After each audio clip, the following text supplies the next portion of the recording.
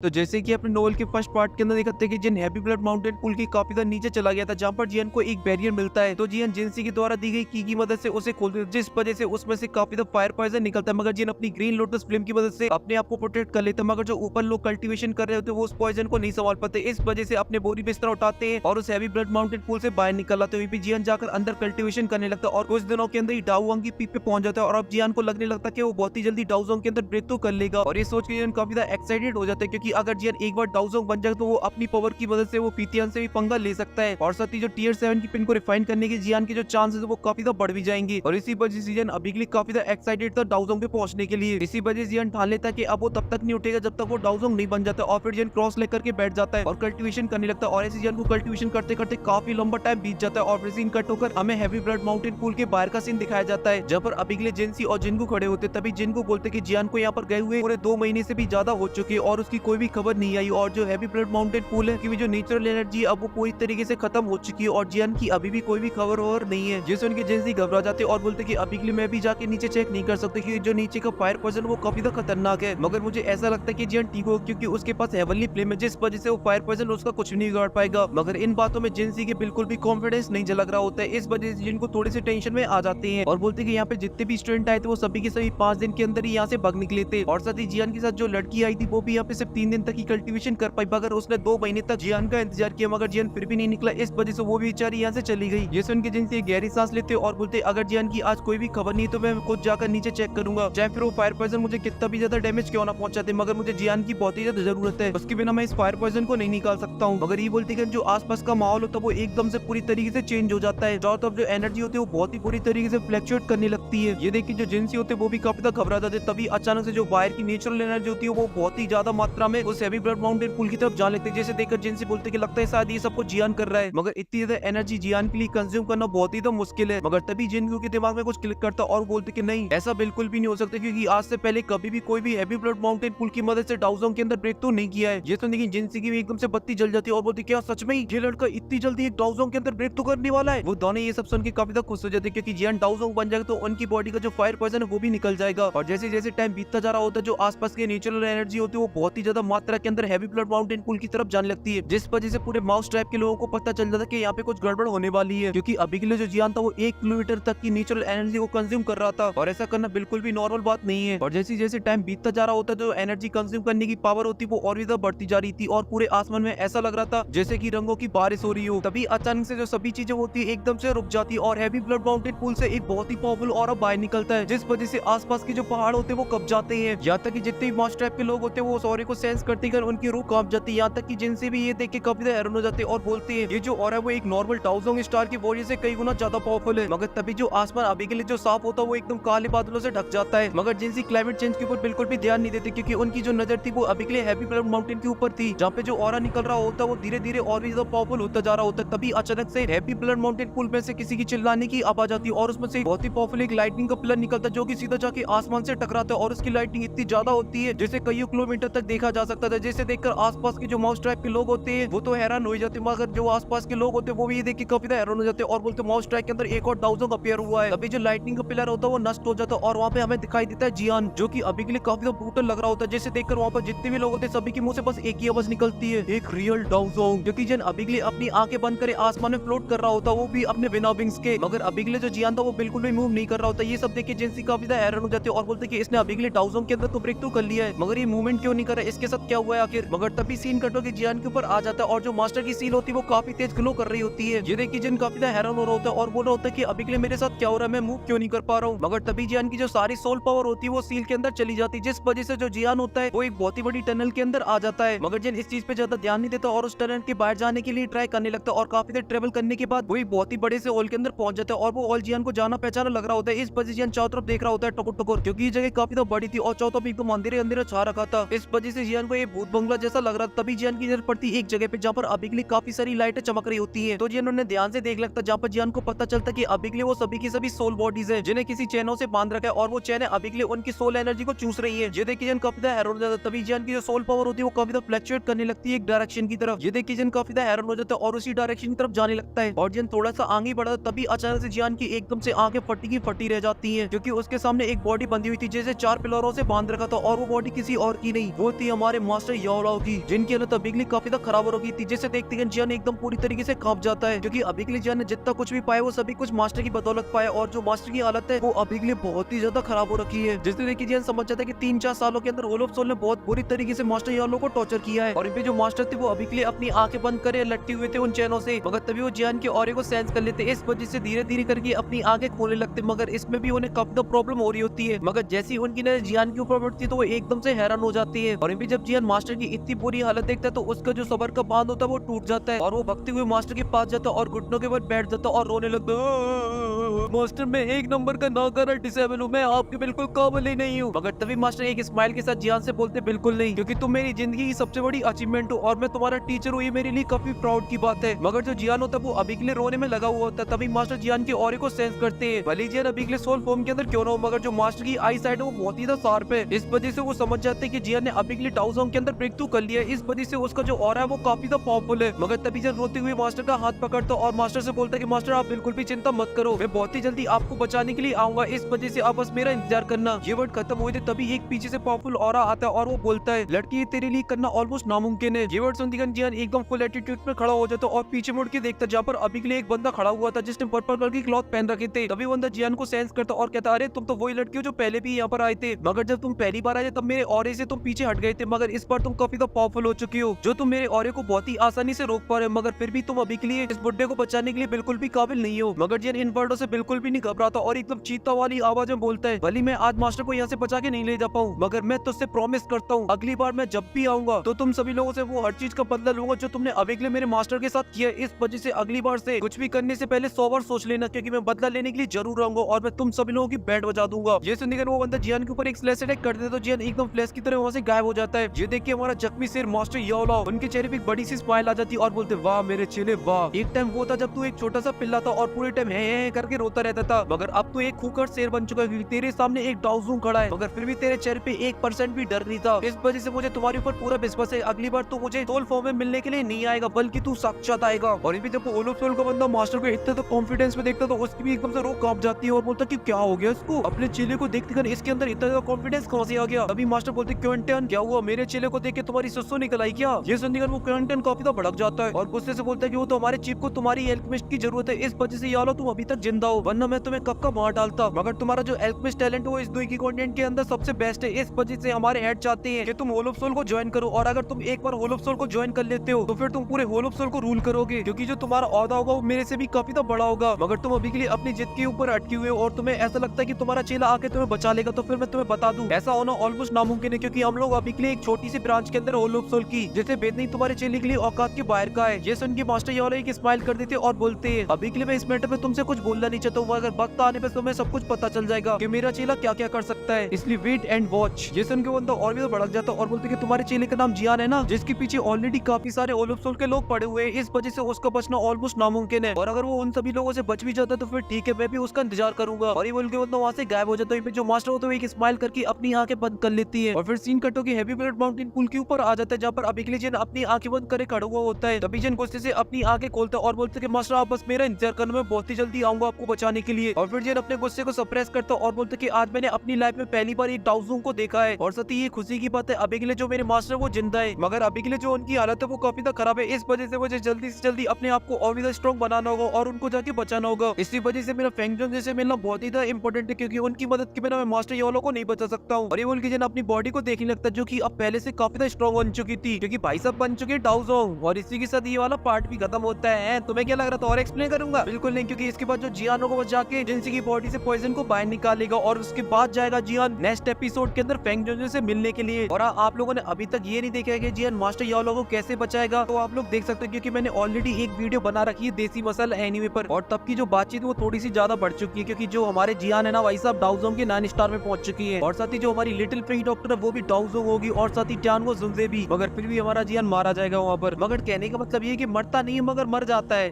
मतलब समझ जाओ यार तुम लोग, कुछ हो जाता है जिसकी वजह जियान भाई 2-3 साल के लिए चला जाता है। मगर इसी बीच हमें दर्शन होंगे क्वीन मेडुसा और छोटी क्वीन मेडुसा के, बोले तो जाओ जाओ के। इस वजह से मैं जियान को आधा मरते हुए देखने के लिए बहुत ही ज्यादा एक्साइटेड हूँ, क्योंकि इसी बहाने हमें क्वीन मेडुसा और जाओ जाओ के दर्शन हो जाएंगे। और हाँ, सबसे ज्यादा इंपॉर्टेंट बात ये है कि अभी तक आप लोगों ने वीडियो को लाइक किया कि नहीं किया? नहीं किया तो करो जल्दी, और साथ ही चैनल को भी सब्सक्राइब करो और कमेंट करके ये बताओ आप आगे की स्टोरी के लिए कितने ज्यादा एक्साइटेड हो बैटल टू द एंड की। और फिलहाल के लिए इस वीडियो में सिर्फ इतना ही। मैं मिलता हूँ आपसे नेक्स्ट वीडियो में, तब तक के लिए आप सभी को बहुत सारा प्यार।